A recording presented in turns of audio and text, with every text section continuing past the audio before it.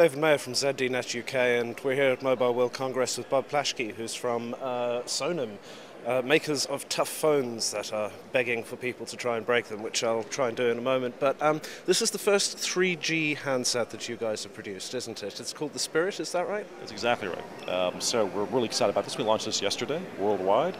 It is Qualcomm chipset brew-based smartphone that we are now really taking the lessons that we've learned over the last couple of years, lots of folks trying to break the phones, and really making significant improvements in both the structure of the phone, but also in terms of the user interface itself. So it's a much more elegant and sophisticated phone, in addition to being even more rugged than the one that you and I test drove, so to speak, a couple of years ago.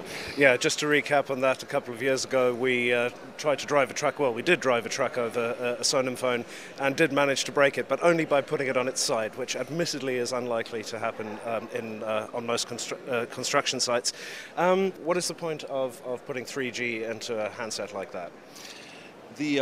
The folks we focus on, people who work in extreme conditions, they have their own application needs, and they're increasingly moving from paper and pencil over to mobile computing. And so with them, they use different things, though, such like location-based applications and mobile resource management, which is a way of how to manage work and tasks from a phone to from a kind of a job to a job basis. And so things like checking in, like electronic time carding, I should say. So a series of applications that are just different than the App Store. And people really do that kind of stuff when they're sitting on a construction site wearing gloves?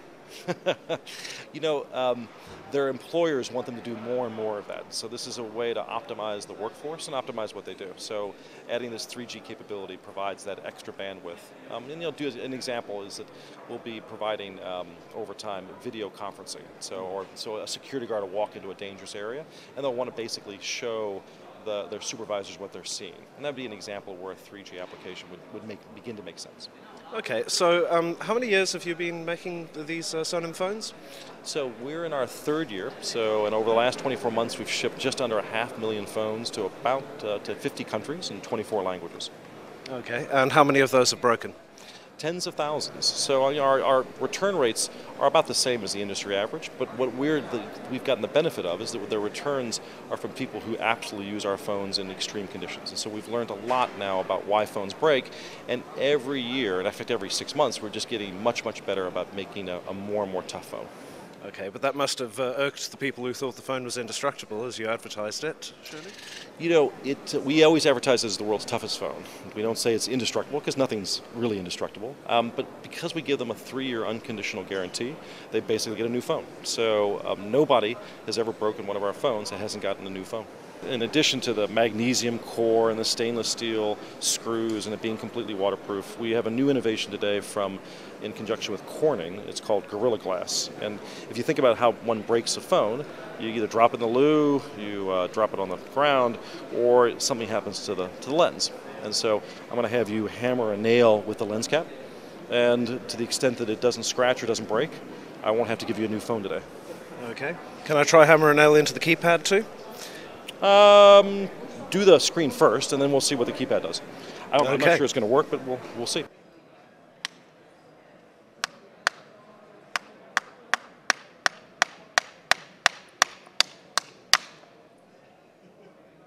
It seems to think that I need to do a voice call, but apparently not. Yeah. No, it's absolutely fine. And did you beat it hard? I beat it pretty hard, yes. Yep. Okay. You can take 19 tries. Yeah, okay. So now let's try the other side. I've never done this piece. Now you're breaking it. Stop. No. Okay. Okay.